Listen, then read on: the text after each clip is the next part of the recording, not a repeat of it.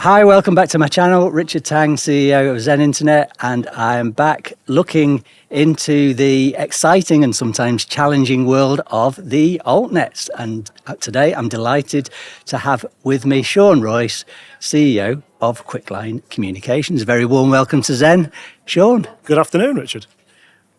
Before we go talking about your Alt-net, Quickline Communications, I want to go back to a previous role because I understand that one of your claims to fame is that you proposed and then led the build of the UK's first city to get 100% coverage for full fibre. Yeah, that's right. That was back in my KCom days when I was at KCom. KCom's a great business, actually. It's and I was there 32 years, so it's a long time. But we kind of a bit always arguing with ourselves. We were a challenger brand, we were an incumbent, we were a regional player, we were a national player, we were a residential player, we were a business player.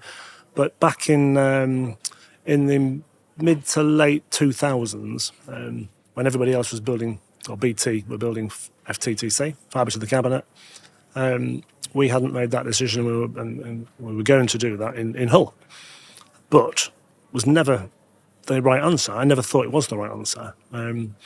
And eventually managed to persuade our board that we'd take the huge step to building a full fibre network first, rather than building FTTC. And I think that's been proved to be right. FTTC is only a finite technology and is now being rebuilt by everybody, including Openreach. So we started that build, crikey, it must have been 2011, 2010, something like that.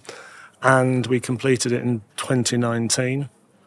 So every single premise in Hull and the surrounding area has access to full fibre, and even now, 4 or 5 years later, remains the only city in the UK that has ubiquitous coverage of full fibre, and anybody who wants full fibre broadband can have it. What a claim to fame. It's great, isn't it? Yeah. Well done. Congratulations to you and the KCom team for doing that. Thank you very much. And it wasn't just that. It wasn't just that. You forget the economic benefit that brings. We did a piece of research that said it was an extra £500 million of GVA was delivered because of a full fibre network, because people could access full fibre, and their businesses or on their social life, they just transform their social life overnight. Yeah, it's a fantastic product and remains so to this day. One thing that's always puzzled me is you've got the whole of the UK. Yeah. Openreach being the incumbent, or BT as it was.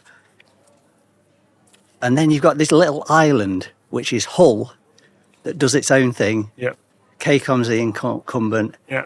How did that come about? It's always puzzled me. Yeah, so I remember somebody saying to me, it's the end of the line, isn't it? And I said, no, it's not the end of the line, it's the beginning of the line. That's what it is. Hull's right on the east coast, almost very opposite to Rochdale, yeah? Right across the city, right across the country. And way back when, I could bore you forever, Richard, but way back when, all the cities had their own telephone companies back in the 1900s. But they're very, very expensive things to run. They're very capital intensive. Councils don't want to spend their money on technology, they want to spend it on services, looking after the people. So one by one, they got rid of their telephone companies. And I never remember whether it's Portsmouth or Plymouth who were who along with Hull were the last council to keep their telephone company. But it as the rest of them went to the GPO, the post office.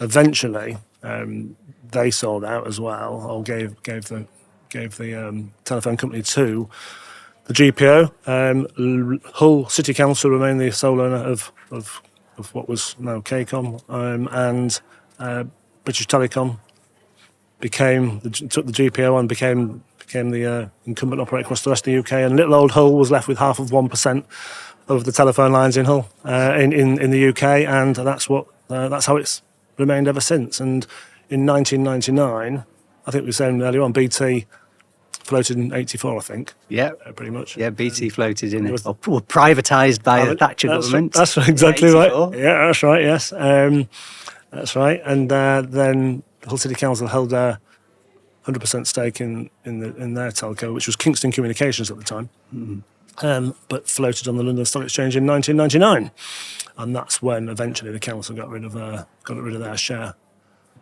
So that was There you go. So those hard, Now you know. die hard as in Hull. They're That's like, right. We're keeping our telephone Yes, system. that's exactly what it was. Exactly right. Interesting. Exactly. So let's move on to Quickline. Yes. So you got involved in Quickline, I believe, in May 2021. Yep, I So think- tell me a bit about Quickline Yes. as an Alt-net. Yeah. Well, I finishing the story with KCom. So Macquarie bought KCom back after we built the fibre network, and it seemed about the right.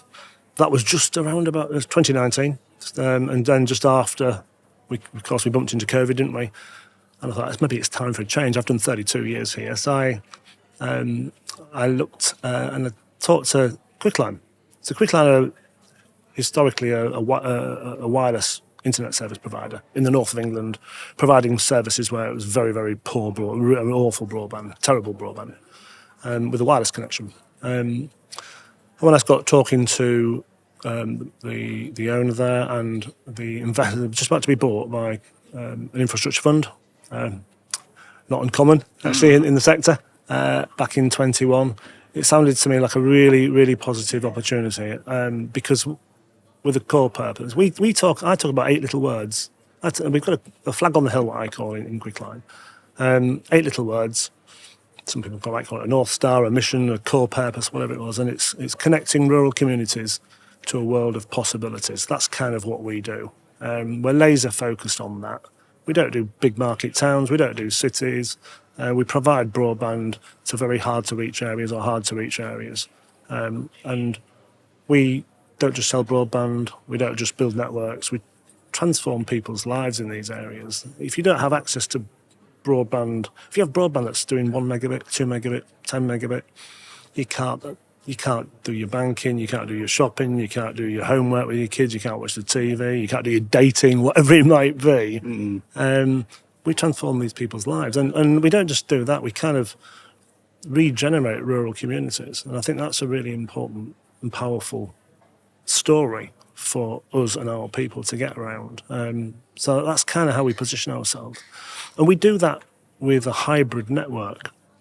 So although we have got a legacy in wireless technology, and we've just upgrading our wireless network to a 5G fixed wireless technology, which is really super clever and is gigabit capable. We will talk about that in a short while. But we're blending that now with the full fibre capability. Traditional XGS PON full fibre network in these hard to reach communities, blended with, as I say, with the 5G stuff. So it's really quite a unique solution to a very, very difficult problem, and that's what we exist to do, and that's all we do. So we're not infected with anything else. That's our core focus, and I think it's a really powerful proposition. So the press, in the press, it says that your end goal is 500,000 premises covered. Yep. And what proportion of those are wireless versus full fibre? Yep. And where are you up to at the moment in that build? Yeah, I think the way we look at it, we've got a lot of wireless assets out there now with 5G, delivering a 200 megabit product right now. Looking at 400 meg, we'll go to a gigabit. And this is on a lightly licensed 3.8, 4.2 spectrum and 7.7 band. It's a radius of 18 kilometres, so it's a proper grown up. It's not been done in Europe. This, so we've put that out there. That network reaches about 300,000 premises. A material amount of that is where customers can't get 30 megabits. Up to 30 megabits or less. It could be north of 100,000 of those. So you can see the sort of areas that we're getting to. And we're just starting, last year we started to build a full fibre network as well, with a lot of people who've got a lot of experience in doing this. A lot of people from my own business, my old business, who've done this for decades. So we're about 65,000 premises passed in the coming weeks and months, again in very similar locations where we can completely transform people's lives. And we build where nobody else builds. So I think overbuild is a bad word. Maybe we'll talk about that in a short while. I've heard that on a few of your interviews previously. We really do not build where other people build. It's so difficult to get there and so costly and expensive. And we also, therefore, often take public subsidies to do that.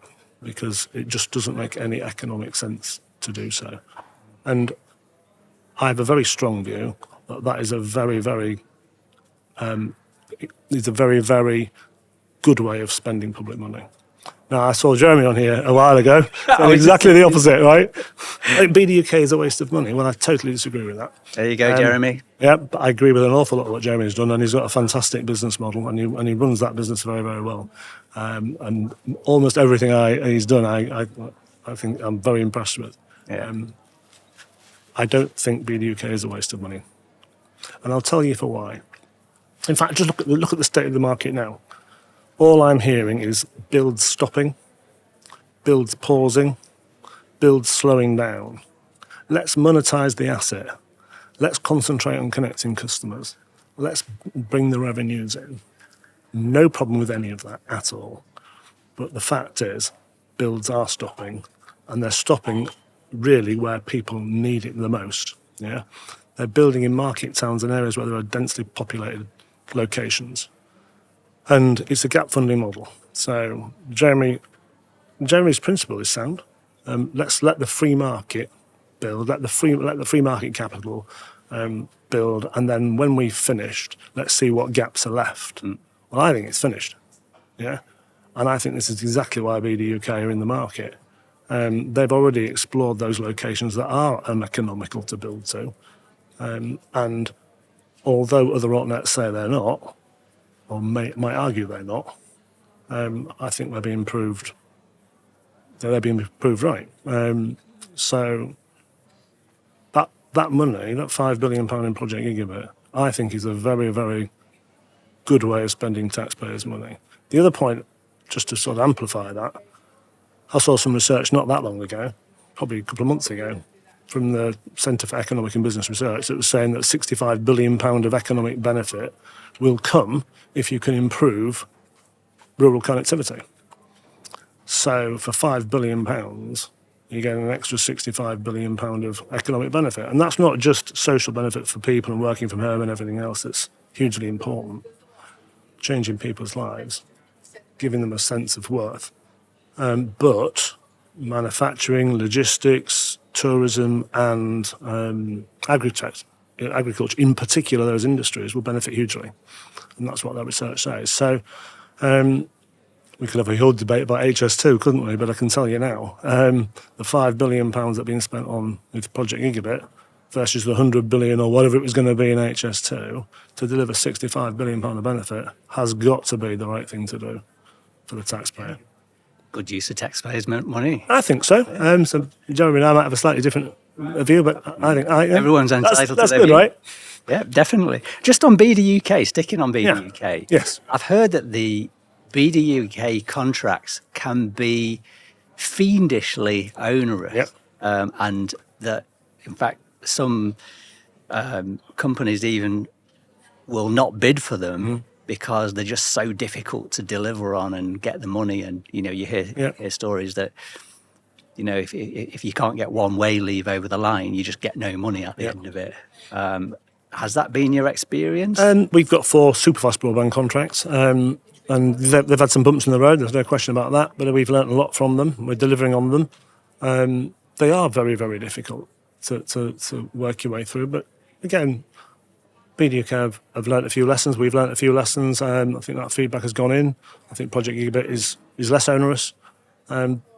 But equally, you are dealing with taxpayers' money. You are dealing with the public purse. So it does need to have some sort of scrutiny. And there's an awful lot of reporting around that, making sure that there is value for money being had, that the costs that are being incurred are being properly incurred and correctly incurred. So, yes, they're tough, but it goes with the territory, I think. And if you've got a track record and you understand how to manage those, then they are very well worth they're very well worth running. And I think it's got to be a quid pro quo. You do need to make sure that you're doing the right thing with taxpayers' money, and it's a difficult one to. Sometimes it's difficult circles to square, but certainly true commercial animals will find this really, really difficult sometimes. But if you accept what you're going into, and if you accept you've got to manage public purse properly, And if you've got all the right processes in place, it shouldn't be that difficult anyway, then I think it's fine.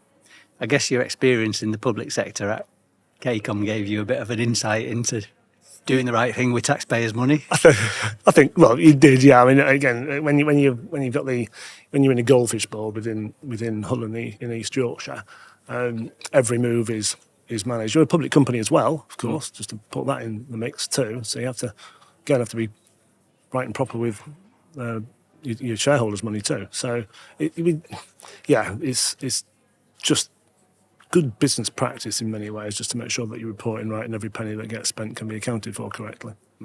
So at Quickline, you've managed to get these BDUK contracts to actually pay out. Yes, we've received some of the subsidy, not all of it, but we've finished 2, just about to finish the 3rd, and we've got a little bit longer to finish on the 4th. But okay, we've got the scars, and we've got the scars of these contracts, and I think it would be sad in many ways not to continue knowing how these things work. It'd be sad to continue not to use those learnings in the future.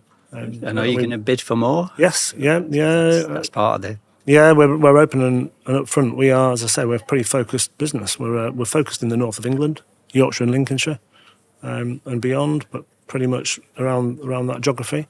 We're focused on very hard to reach areas with gigabit capable broadband.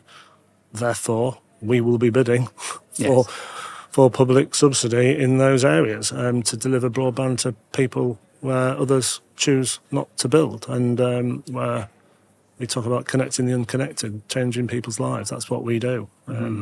There's also part of accessing public money is the social value element. Social value means an awful lot to me. That means an awful lot to our business as well.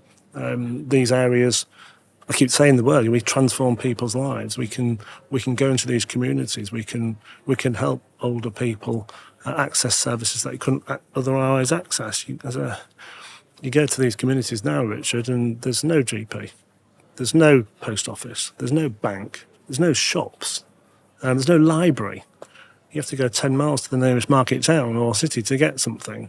So the irony is it's these areas that really do need gigabit capable broadband, and that's what we exist to do. So there's a social good that you do anyway, but equally trying to help those communities regenerate, trying to create employment opportunities for people in those areas, trying to create industries or large businesses, working with businesses is really important. And that goes with public money, but that also goes with the culture of our business. So we're really, really keen to do more of that.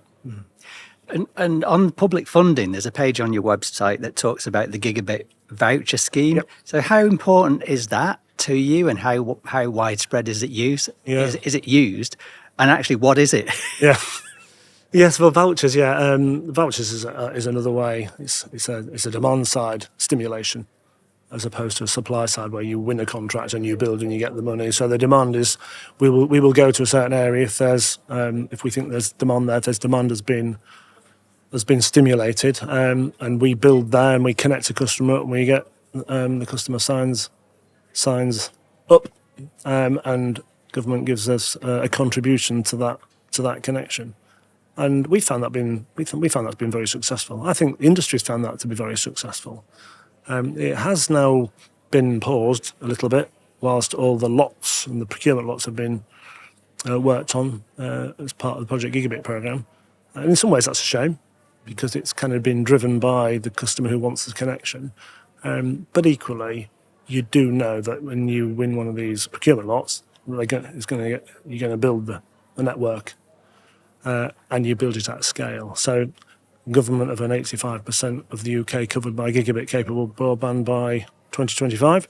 That is clearly going to deliver that at scale, whereas vouchers is a little bit more piecemeal. We found the vouchers have been very, very helpful. Okay. Indeed, yeah. Okay. Back to your build. So 65,000 full fibre today. Yep. So well done. Good build there. Yep. And what's your end goal? Because I know that you had or you have £500 million pounds of funding from Northleaf Capital Partners. And so what's the end goal in terms of full fibre? Yeah, and you said I didn't really finish the other question off really very well either, did I? When I say it's about 500,000 premises passed as well. So yes, we go with wireless to start with. It's quicker to build, much more economical in many ways to build, and then over time that flips around. So we would expect at least half, maybe 2/3 of our network to be full fibre, maybe even a bit more than that over time. Okay. We've got the luxury, of course, of recognising if we're delivering a gigabit-capable broadband service over wireless, why move the customer? You know, if they're having a fantastic, rock-solid, reliable, ultra-fast service, why would they want to move? But the perceived wisdom right now is full fibre is the gold standard. So we would look to migrate those customers at some point in the future if they wanted to. If not, we'll build in other areas where the need is greatest. So that's kind of how we will approach it. As I say, we're very focused around the rural areas. We're very focused around the north of England, and that's kind of how we would look to build our networks. And you forget the customers in these areas.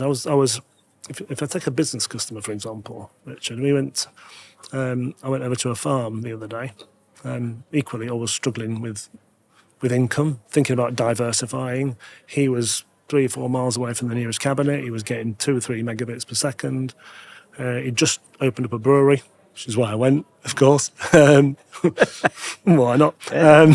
To check that out. But he had a glamping business and he had a wood business. Or he wanted to have a glamping business. He wanted to have a wood business, but he couldn't get his CRM to work. He couldn't get his website up. We went in there, provided him a connection, transformed his business. He then did open his log business up. He then did open his glamping business up, and we've transformed his business model. It's that type of thing that we can do in the business space as well as for the consumers, which is why we see a very sustainable business. If we can get to 500,000 premises, either with full fibre, the large majority of which will be full fibre, and with those bits that are really difficult to reach, with a 5G technology that could deliver a gigabit, certainly right now can deliver a rock-solid 200 and a rock-solid 400 in a few months' time. When we launch that, we could cover pretty much 100% of the geography.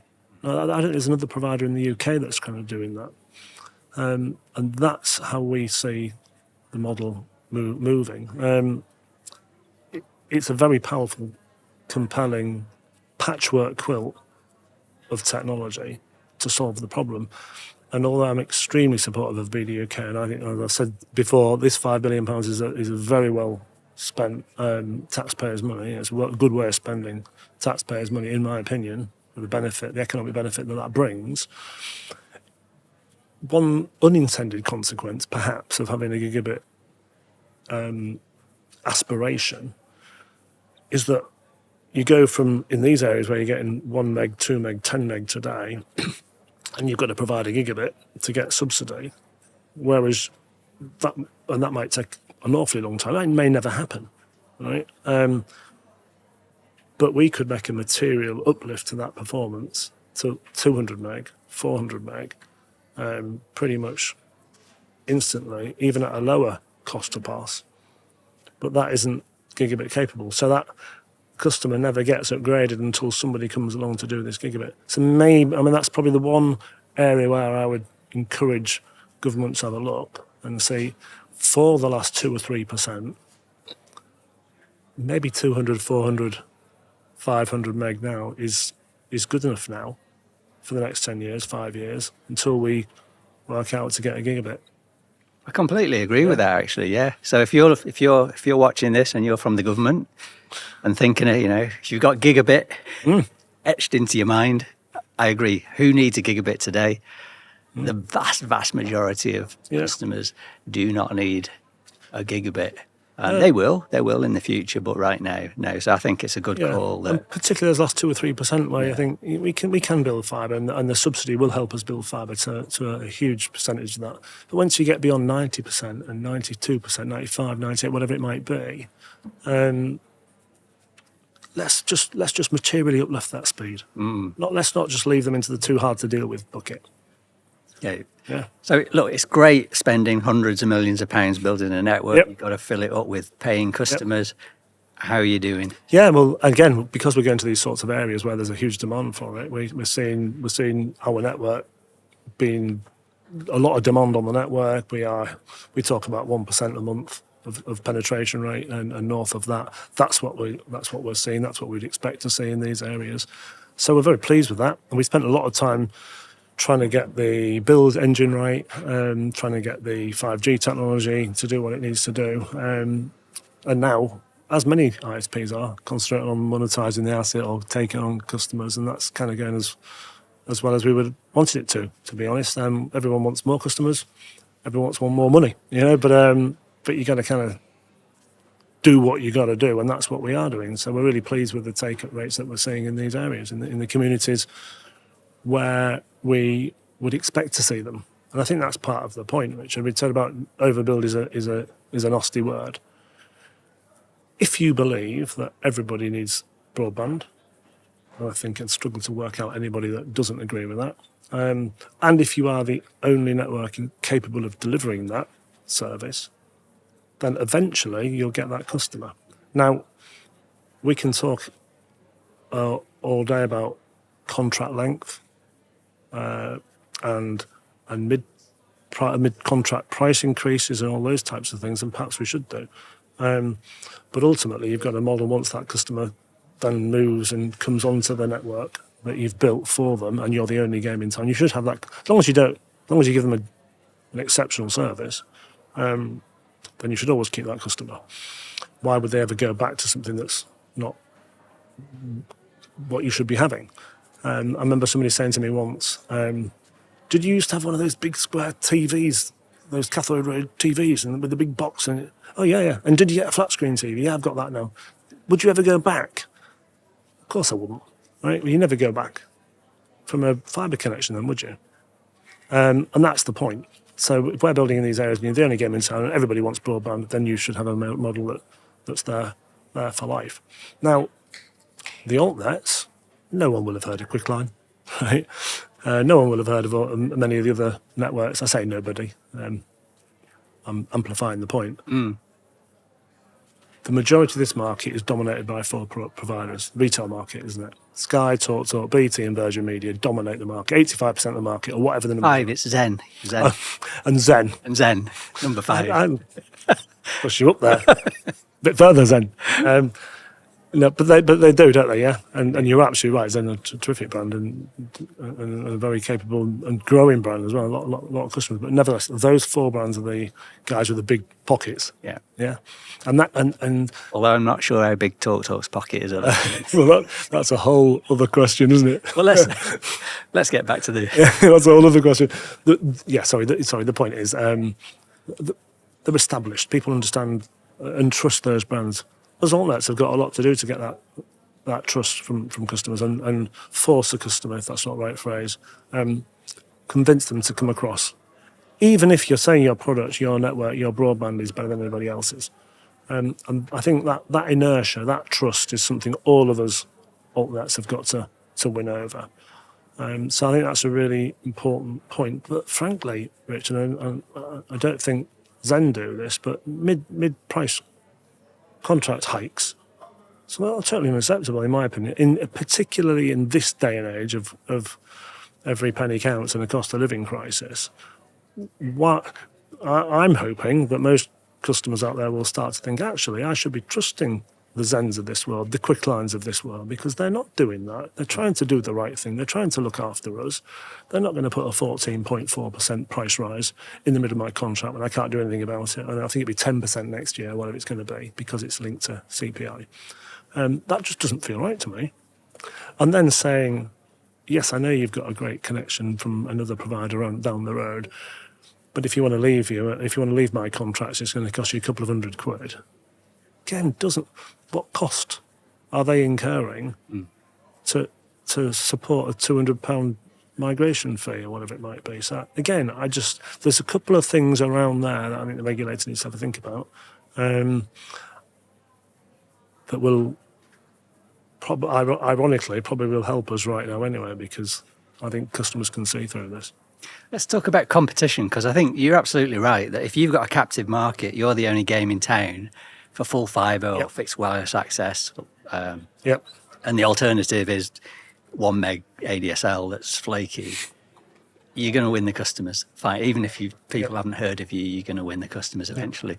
But of course, competition is pretty fierce, I think. Yep. And interested to hear what's it like in rural Yorkshire and Lincolnshire. You've got the likes of Openreach committing to build into rural communities, and they've done that. They committed to build 3 million homes there. Yep. You've got City Fibre, who have now started bidding for these BDUK Yep. lots and are building more rural Yep. as well. And then you've got lots of other rural niche providers, a bit like Quickline. Yep. I mean, how are you feeling the competition in your patch? Yes and no. Probably more no, to be perfectly honest. Although there's a lot of people saying they're going to build in these areas. I include Openreach in that. It doesn't always happen, or they might be they might build in a street and not the rest of it, or do the easy bit and forget the outliers. That'll happen all the time. And again, the open market review process is there to commit other operators saying, I'm going to build in this area, don't put the public purse in that area, and the whole process around the procurement lots is designed to be offering subsidy in areas where others have said they've got no commercial plans to build. So although others are saying they're going to build, it's certainly not in sort of areas where the procurement lots are going to be. And if it is in areas where we would look to build, we wouldn't build that. Simple as that. That's not our model. City Fibre, that clues in the title, right? What they want to do, although they're kind of moving out a little bit more, you're absolutely right. Openreach have got all sorts of things going on. A lot of the alt-nets are in market towns. A lot of them avoid subsidy. A lot of them have a bit of subsidy and no we are very focused. We're a North of England provider. We employ people in the north. We are in very hard to reach areas, and we will therefore need subsidy to build to ensure it's a sustainable model. So that's the focus. I don't think there's any other provider that does exactly that. What we say we do is exactly what we do. So I think competition is healthy, I hasten to add. Infrastructure competition is healthy. We had a conversation about Equinox too, didn't we? We did indeed. Which was great fun. And we both come at it from the same place. The consumer should have a product that's cost effective and reliable. It's just a question of how you see that plays out in the longer term. I'd like to think that there has to be a margin for investors to invest in an infrastructure in the short term as well as the medium and long term. I think Equinox 2 kind of doesn't do that, albeit the findings in that at least have said that BT can't change that price until 2026. And I personally believe that Equinox 2 pricing is fair. It's fair and equitable right across the UK. Well, I don't think that's right. Why should a city be subsidising Equinox 2 for the rural areas? That will disincentivise other operators to build in the hard-to-reach areas. So that would be my concern with that. But nevertheless, that's been and gone now, right? So we'll see. I mean, look, I was a fan of Equinox 2. It has made a big difference to Zen, but I do accept that it is lower cost to build in densely populated areas than it is in rural areas, and Equinox 2 is uniform across the country. So, does that make it more difficult for niche alt-nets in rural areas? Yes, it does. Yeah, it does, and I think that's the whole point of scale. You do need scale because Openreach and all of us really, we cross-subsidise in some shape or form. Your network build will be cross-subsidised. Even an operator when I'm in one village will be one on premise that's a little bit more expensive than one in the middle or whatever it might be. So you kind of cross-subsidise that because that's the way it is. Openreach clearly, and the large operators much, and that's the challenge you have. If you're not a state-owned infrastructure player, you then have to think about where you put your money. Yeah. And that could be from anybody of the size of City Fibre to to us and smaller businesses as well. You just got to work out how that works. And look, wholesale pricing is going to be challenged. I don't really see why wholesale pricing shouldn't be cost orientated around certain markets, as it was in LLU, to reflect the higher cost of building certain areas than others. And so you can have a market where you end up businesses able to make money, and therefore customers get the services they want. I'm accepting perhaps that sometimes that retail price might be higher. Yeah. Let's talk about money, because money is a big topic, a hot topic in the Alt-net community. Obviously, everyone went guns blazing to build these networks. Yeah. As you said earlier, the builder slowed down in a lot of cases. There was something in the news over the weekend about Ofcom talking to BT being the provider of last resort if amongst others, something goes wrong with a bigger provider, or with, if a lot of these alt-nets start going bust, then there's some fallback for the customer.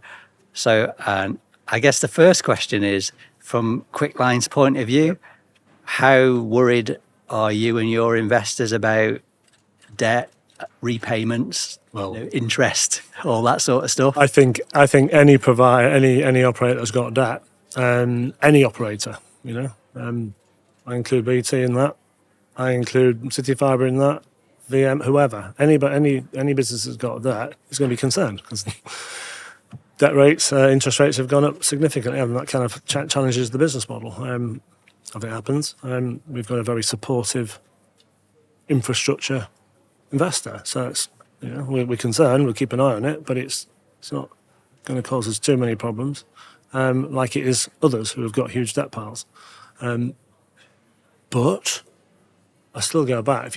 If you've got a sustainable business model, if you believe broadband is a utility service, everybody wants it, and if you are the only game in town, you have got a business. If you're not the only game in town, which is the problem, forget that. If you are overbuilding 2, 3, 4 times over, even more in some towns and cities, then you have got a problem, debt or otherwise. And I think you're seeing, and we're all reading about providers with withdrawal stops or covenants that may be now linked much more to customer connections than they are to premises passed, and therefore people have stopped building, started to look at connecting customers, which is sensible business logic, of course. And then they're finding that they're up against the big boys and overbuild, and they're struggling to actually make their connections and their penetration rates work, perhaps. So I think that is the problem. And if that's the only route to finance that you've got, that's a big problem. But I go back to so that's a problem. I go back to my comment about trust and inertia of customers wanting to move. This story around TalkTalk and provider of last resort does us no favours at all. All of us in the sector. If it's going to happen to TalkTalk, why contract with Quickline? Why contract with Zen? Why contract with all the other alt-nets? Because it could happen to them. So I was disappointed to see that article over the weekend, but equally, it's not. Government Ofcom have got to make sure they've got everything in place just in case something happens. But that could happen. That could happen to anybody. As I say, that could happen to TalkTalk. It could happen to Virgin. It could happen to any number of providers. So, in one hand, I'm thinking that can't be good because no customers will want to move. And then on the other hand, I'm thinking, well, maybe customers will think that if it happens to TalkTalk, well, I might as well move. So there's a bit of that, but it's challenging times for everybody. Forget our sector, every sector, isn't it? It's a difficult. Well, there's a cost of living crisis, and there's interest rates going up. Could we change of government next year? What does that mean for policy? So who knows? But we're fortunate. We've got a very supportive investor who are keen to invest in hard-to-reach areas. They know that because that's all we do. They know the cost to build will be more expensive. They know we want to go for public subsidy, and they're seeing penetration rates north of what we would expect it to see on our network. So for us, that's a good thing. I just sometimes worry about the whole sector sentiment generally. Yeah. And what about the exit plan for Quickline? Yeah. What's the time scale? Will you exist next year? Will you be part of some conglomerate? The big consolidation that everyone's predicting. I was just going to say there's the big M&A conversation. There are too many altnets out there, but we haven't really discussed that. In all seriousness, we have discussed it, but we're just laser focused on going to rural areas and building and connecting the unconnected, and looking focused around the Project Gigabit contracts. That's what we do. We get that right. We'll be a consolidator, or we'll be consolidated, whatever it might be. But we are a rural broadband provider. There are not many of us about. And I can see in the future, I don't think we'll end up with a monopoly. I don't think we'll end up with a duopoly, or whatever it's been over the last sort of 20, 30, 40, 50 years. I think we might end up with a situation like you've got in some parts of Europe, where you end up with 2 or 3 fairly big providers. Openreach will be, of course, the dominant provider in the big cities and the market towns, and that last 15, 20%, the rural areas, may have another 2 or 3 providers that'll be there forever. And I think Quickline will be one of them, Richard. So it's a bit like the Kingston model, isn't it? You're like the hardliner in Hull. We're going to be here in these rural areas forever. Yeah, absolutely. We're not going to sell out. Yeah, and look, you said the UK is dominated by 2 or 3 providers, and maybe just one network builder or 2 if you with Virgin and City Fibre or whatever. But actually, even the last 20, 30, 40 years, there's always been small wireless ISPs, there's always been small retail service providers growing, making sustainable businesses, creating brands. We're talking about Zen, we're talking only about Eclipse and Freedom to Serve and PlusNet and Ildram and Demon, and there's always been other providers. I think in the network space, as I say, I think there'll be 2 or 3 big providers in the large cities that will cover 80% of the UK, and I think there'll be 2 or 3 rural providers. I think it's a different service, it's a different cost model, it's a different proposition. It may even be different retail pricing. There you go. That's an interesting view of the future. Let's see what happens over the future. Yeah, one more question just to finish off. Definitely. So I believe that a couple of your engineers saved someone's life. Oh, yes. In recent times. Yeah, very recent. Told about the River Trent or something. That's right, yeah. So a customer... it wasn't a customer, no. It was off in North Lincolnshire, just off the River Trent. Our guys were driving to a job, Wes and Mike, and a lady came rushing out saying there was somebody falling in the river. Her husband had fallen into the River Trent. So our guys, of course, stopped, went to see what happened, and there was a big fall off the back of the garden into the River Trent, and the guy slipped and couldn't get out and tried to grab something and fall even further. And he'd been in there for five minutes or so, and he simply couldn't get out. His wife hadn't the strength or the know-how to get him out, and the current was running down the Trent, and he says probably 10 minutes later he'd have got washed away and he'd have died. And Wes and Mike got out the van and had a look and sussed the situation out by all accounts, and got some rope system out and wrapped it around him and managed to wheel him out and save his life. And it's I talk about we transform people's lives, but actually these 2 guys saved this poor chap's life, and we were very proud indeed of what Wes and Mike had sorted out, and use whatever they had to in the van to save the chap's life. It was a wonderful story, and I'm so pleased and proud of the guys.